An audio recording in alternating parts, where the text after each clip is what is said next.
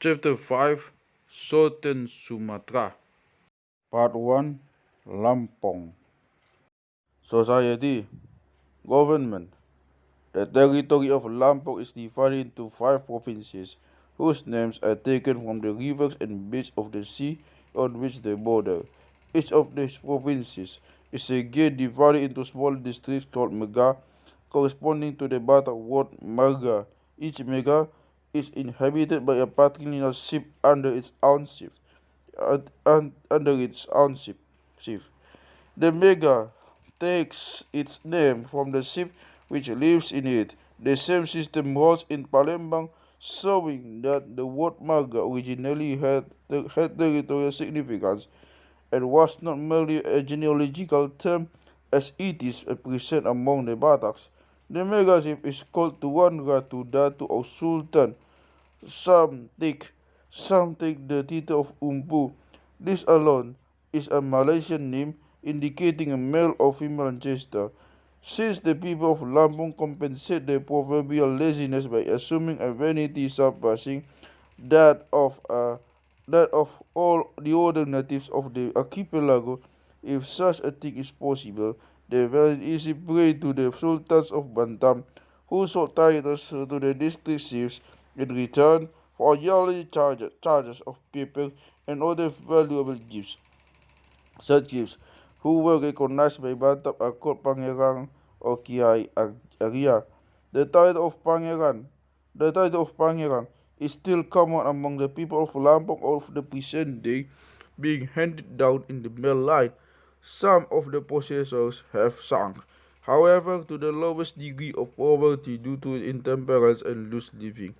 In the present degenerate Lampong Satan of the village chiefs also have assumed titles above those of the Pangerangs, although this is flying in the face of the other. Some of the titles are distinctly blasphemous, as Allah Bijal, the real God. Another title reads in bad Arabic, Prince Gabriel, the favorite of the High God, who is accustomed to discuss his affairs with God, to sleep with the angels, yes, but a step further, and he will be like will be like God himself. At present inherited, titles seldom are used excepting when chiefs levy fines or unguilty people. Each district in Lampung contains a number of villages, few, seldom more than 10. Each village is subdivided into hamlets, tumpung or suku. The hamlets may originally have been but 4 in number, but now count 10, 12 or more. The increase in the number of hamlets is often due to the desire to rule the elder brother of the Kapala Suku, the head of the whole hamlet. When a man takes all the members of his genealogy away from the old hamlet in order to form a new, he has obtained the consent of the village head and must likewise pay the other heads. Hamlets exist which contain only one house and a ruler who rules over his intimate family. The village itself is governed by the head of the oldest suku, called Kapala Suku Toho. This ruler, however, is not independent, but is under the orders of the mega chief, the Tuan Ratu. The succession to office of a suku head goes to the next eldest brother.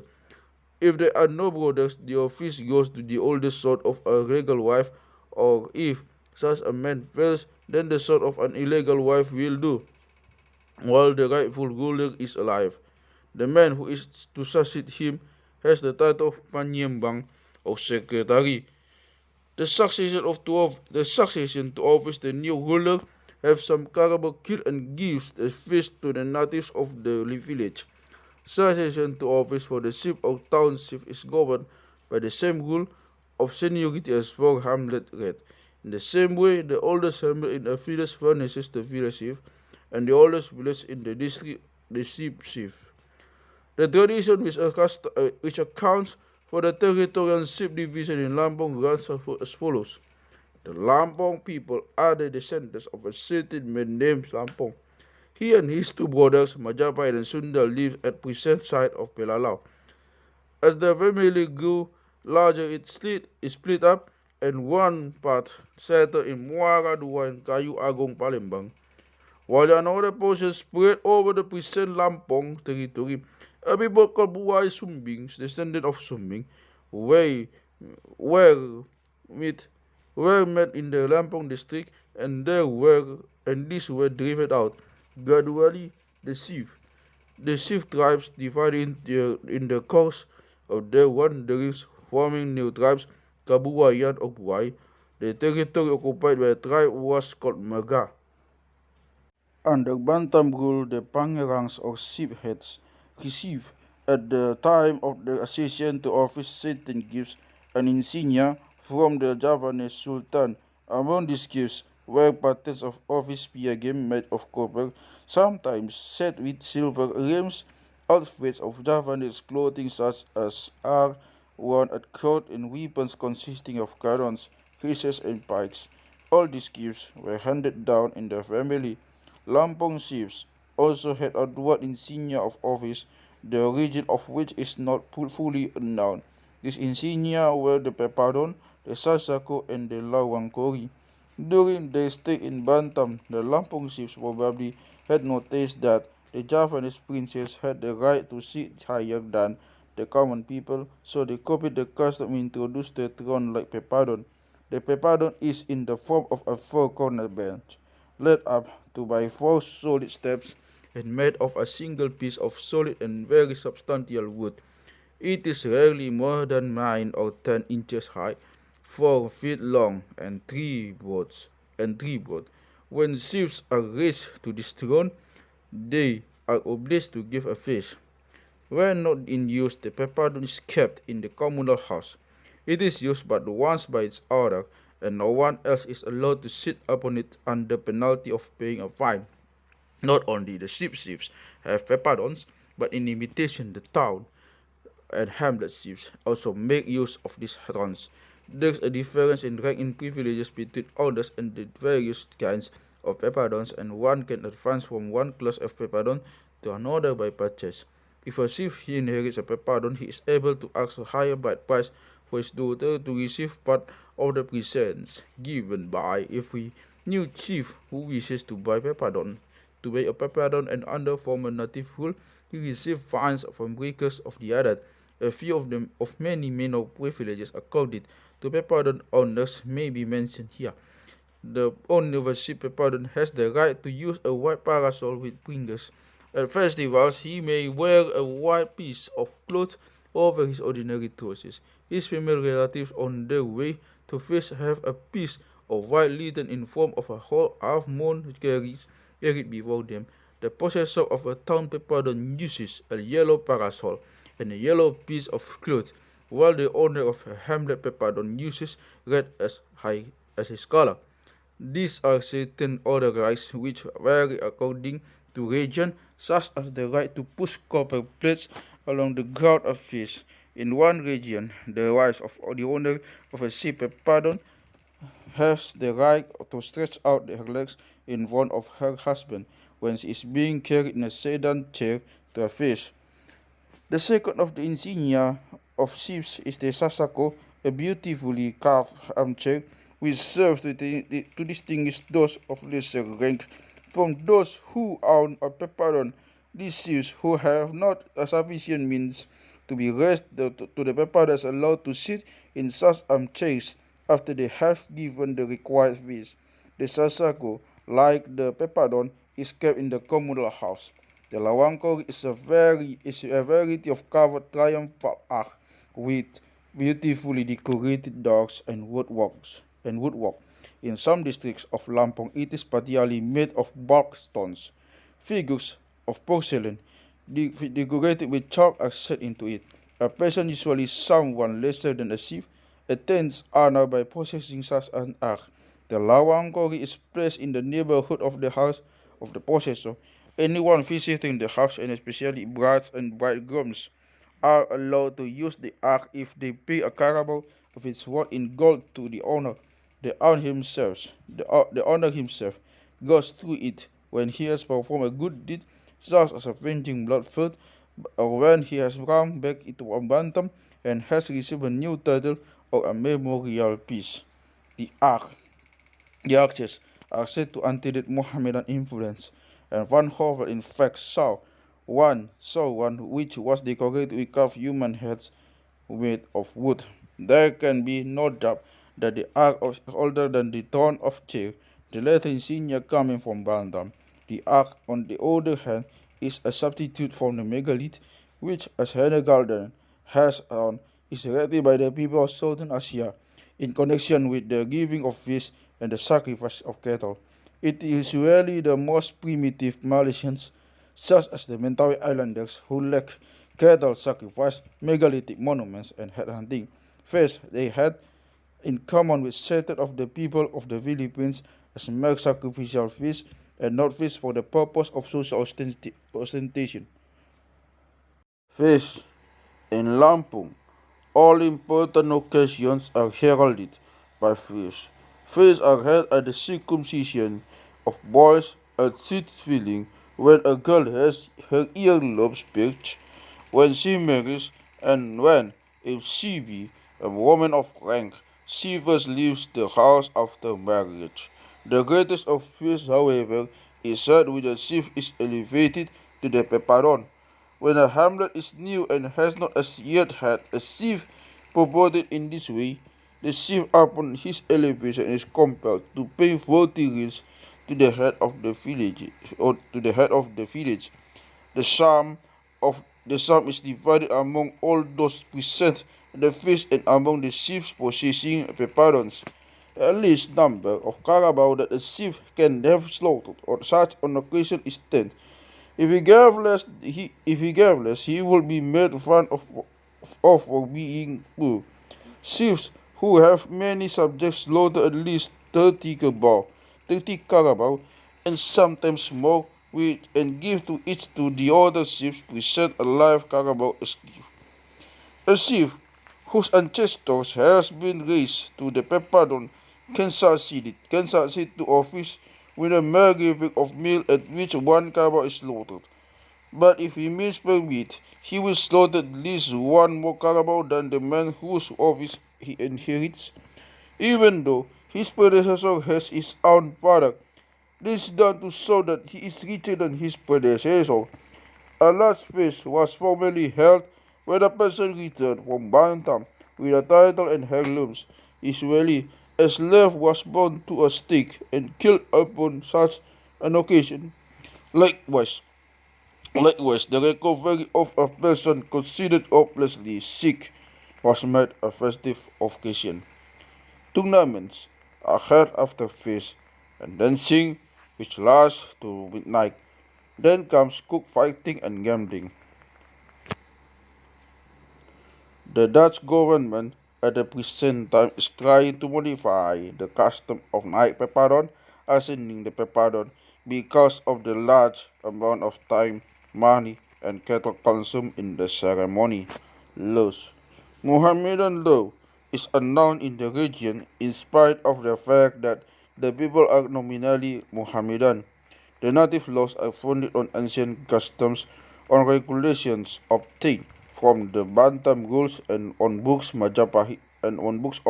Majapahit Javanese origin called Rajasu. Punishments consist entirely of blood revenge and payment of regret, corporal punishment being unknown. Originally, fines were paid solely to the injured party and the chief, but under Bantam influence, the chiefs obtained the privilege of levying fines for the benefit of the state, i.e., their own pockets. If one man wrongs another, if one man wrongs another his fine and has to pay the injured party a sum of money which in proportion to the rank of the aggrieved person, this payment is called penepung and is used for the purchase of a buffalo, goat, or chicken. Then the animal is slaughtered and has a conciliation feast is held between the two parties and between their families.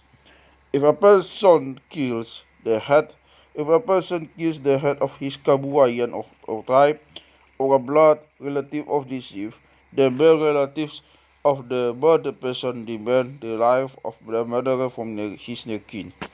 But only among the wilder tribe is this demand granted. Usually a chief from neighboring kabupaten is called as mediator. The guilty person or his near relative in case criminal has fled is sentenced to pay the bangun to the relatives of the murdered man. In case the brother of the deceased succeeded to office, the wages is set to at 1,000 reals. If a son, 800 reals. Besides the money, a quantity of goods is paid as fine, including with linen, carabao, and 2 human heads. The fresher, the better. Likewise, an Irawan, a living person, is bound to a stake and killed by people who dance around him armed with pigs and kisses. Then the blood of the sacrifice mixed with the blood of a buffalo and diluted with water is used by the wrong parties to wash themselves free from the shame put upon them. The body of the slave who served as Irawan is buried in the usual fashion. The two heads are first used as footstools for the injured parties at the time of great feast at the communal house and then buried at the feet of the murdered man. This description of taking of the this description of taking of Welget as given by Van Hovel in 1852 clearly shows analogy to Batak custom and substantiates the claim that people of Lampong originally were of the same origin as the Batak. Rather, the bound prisoners actually even were eaten in Lampong, as among the Bataks, is a question that cannot be answered. If a person of race is murdered by a man of another tribe, it leads to war. The matter should be settled by the chief of a neighboring tribe. If the murder is law of rank, he is sometimes treated as Irawan, and his body, taking place of the two heads required as wagon, is buried at the feet of the murdered man. The greatest shame which can befall a family is to have one of its members murdered by a slave. By a slave. In such a case, the older members of the family go to a distant place in order to purify themselves of the stain. This purification is effective though slaughter, often of an unparent woman and children. The heads are then brought home in triumph. If the murder was done secretly and the criminal not found, the relatives further rid themselves from the shame by killing a slave, usually, usually a decrepit one. In regions like Bantam, the people feign the Irawan. They take one of their outstaffs and pretend to trust and strike him dead. Then they sell him to the highest bidder. They are afraid of Bantam punishment. If the head of a hamlet kills one of his own subjects, he is brought to trial by the heads of the other hamlets in the village and fined according to the rank of the murdered person. If one kills a member of one's immediate family, however, such as parent, wife or child, or a slave for who one has beat, there is no punishment. The person who has done such a thing is reproached with the fact that he has damaged and brought shame on himself. Incest and adultery are punished by beheading and drowning. There is no punishment for rape. There is no punishment for rape. However, the man either marries the woman if necessary, keep her, keep her as a slave, or else sends her to her parents and troubles no more about her.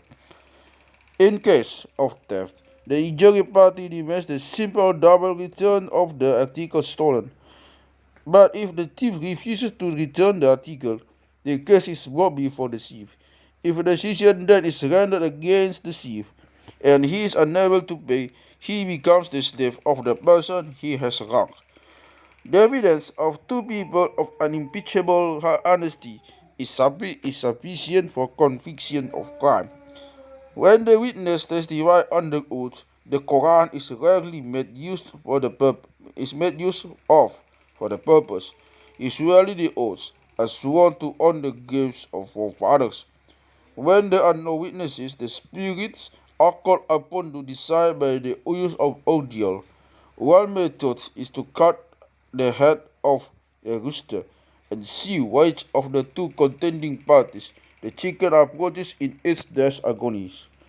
Another method is to engage youths to dive underwater in order to see which can hold out longest, or the accused person can be made to pick out some object out of boiling water, out of boiling, out of boiling of oil or water, or pass his tongue over glowing iron. Inheritance. If a native of Lampung has more than one wife, he names as heir the eldest son born of his wife of noblest birth. The man is able to give another son, not of noble birth, this position by holding a feast. The heir receives all of the movable goods of their father, while the other sons receive the main half.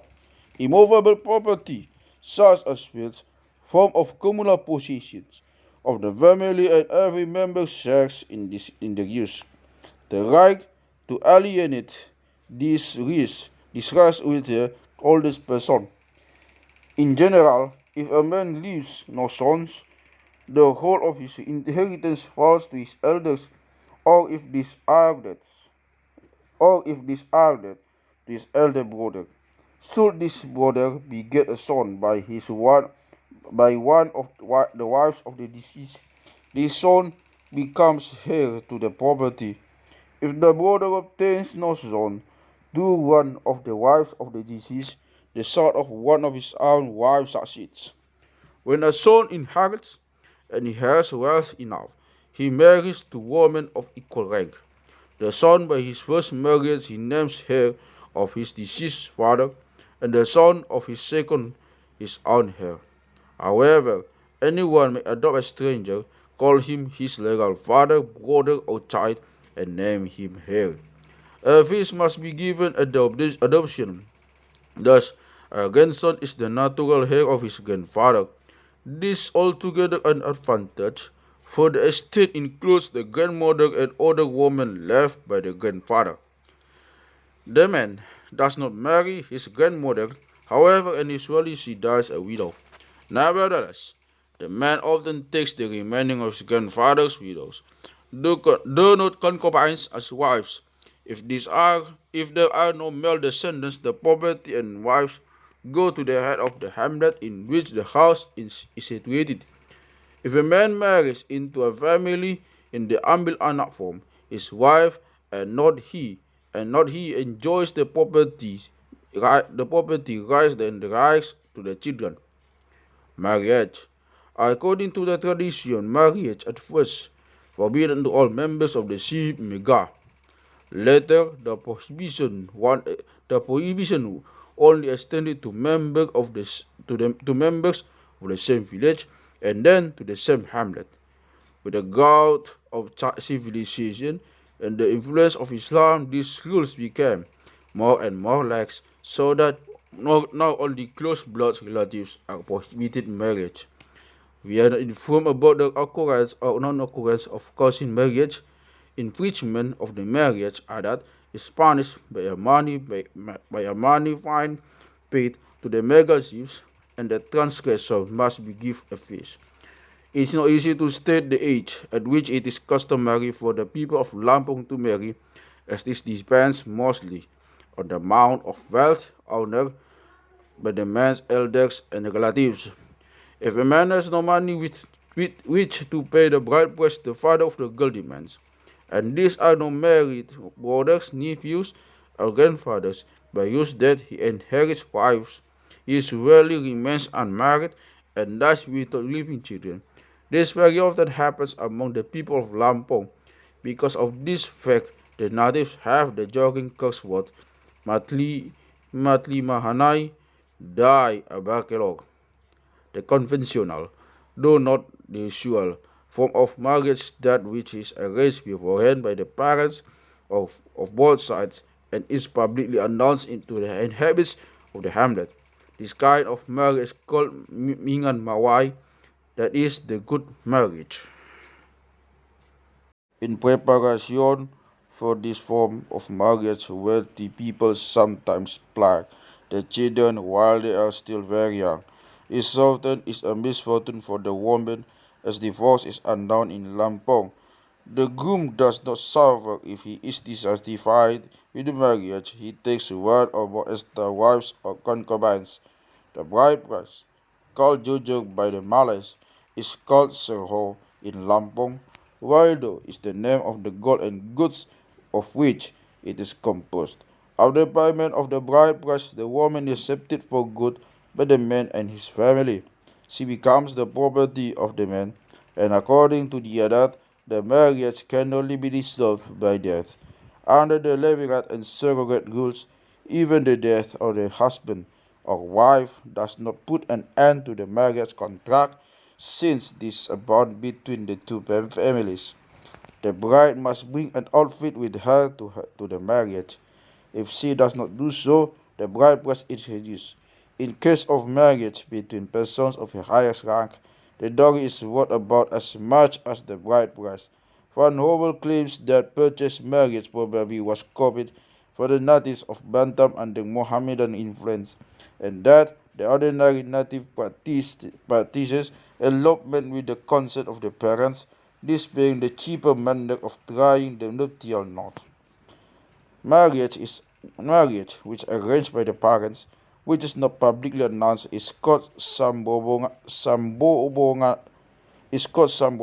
kiempun, that is adoption by various arrangement. The preparations for the conventional form of marriage are observed, but some weeks or days before the wedding, the girl is abducted by her lover. This saves the expense of a wedding feast. The youth, after having eloped, conceals the girl in his father's dwelling or in the house of chief person of his hamlet. The latter is the case if the girl is of higher rank than the man.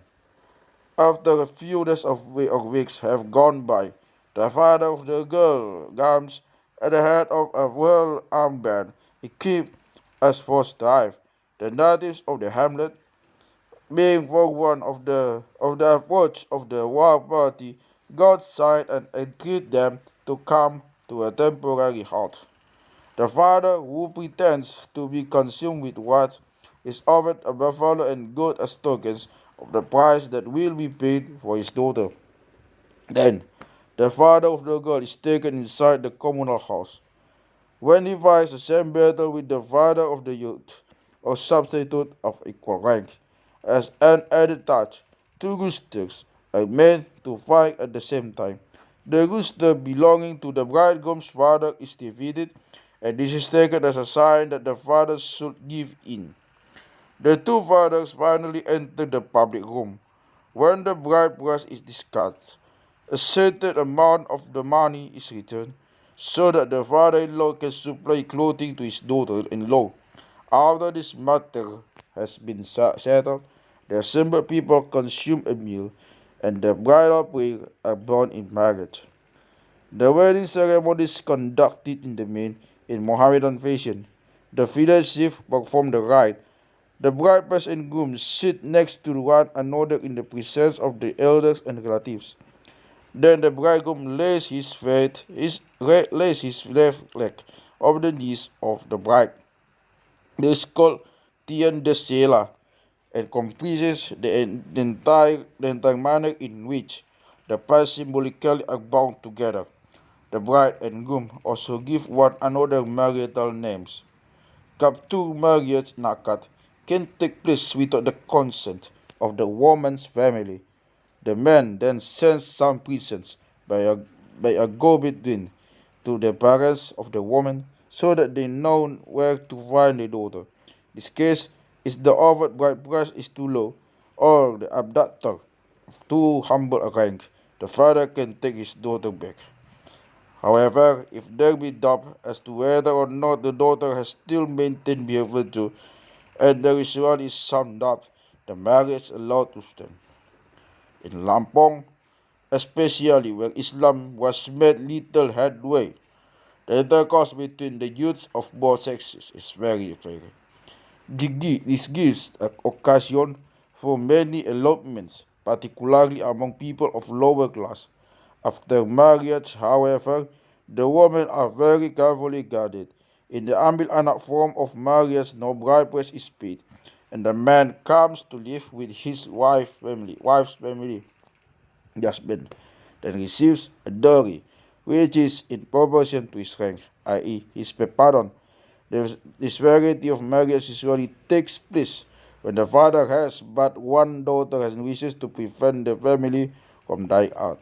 Frequently, a relative is taken as son-in-law. Thus, if the husband received no dowry, he remains a member of his own family. But on receipt of the dowry, he is adopted into wife's family and is in position to inherit from his father-in-law. After a man dies, his wife is usually inherited by the elder brother, but if he agrees, the widow may go instead to a younger brother. If the widow is childless, the younger brother may either take her himself or else marry her out. In the latter case, he can ask only a small sum as bride price. If a woman dies, the man has the right to marry one of her younger sisters. He pays half the usual bride price if his first wife died childless, but the full price if his wife had left him one or more children. When the ship system is very degenerated in Lampong, there is still evidence, such as the above, which shows that marriage here as elsewhere is regarded as an exchange between two families or ships. Thus the bride price is redeemed if the wife gives birth to a child. In the ambil anak marriage, the wife's family must pay, since they are purchasing a new member and the man's family losing a member. It is further significant that when a woman marries outside of her village, not only must the man pay the bride price, but he must also compensate the village chief. Evidently, in this case, there is less hope of getting back a new member into the wife's family. The people follow Mohammedan law regarding polygyny, and a man is allowed 4 wives and as many concubines as he wishes. Village chiefs sometimes have as many as 13 or 14 wives and concubines. The first wife is usually the chief wife and rules over the other. A marriage is only fully cemented when the wife has given birth to a child. Before this time, the woman, if she be of noble birth, refrains from showing herself to people other than inmates of the house. After the birth of the child, the wife gives a feast and goes out instead. This is called turun diwai, to go to the river. Circumcision. The children of wealthy people are circumcised sometime between their 7th and 10th year. Poorer people have their children circumcised whenever they have enough money to hold a feast, sometimes not at all. Girls are often allowed to remain without being incensed. The Orang Abong of the interior originally were not circumcised, so the custom here may be entirely Mohammedan in origin. Burial. The dead are buried in Mohammedan fashion. The cemetery or mosque of most towns is divided into as many plots as the town has hamlets, so that each hamlet may have its own burial place. Conclusion. The civilization of Lampung appears a curious mixture of very primitive culture, similar to that of the Bataks, with an overlay of very much higher Bantam veneer. The higher culture is shown by the clothing, house building, and the high development of weaving among the natives. On the other hand, the Lampung social organization is, in many respects, similar to that found among the Bataks. The people likewise have maintained the primitive Hindu art of writing, although this is merely used by the youth for the purpose of writing love letters to one another. The religion of the region is nominally Mohammedan.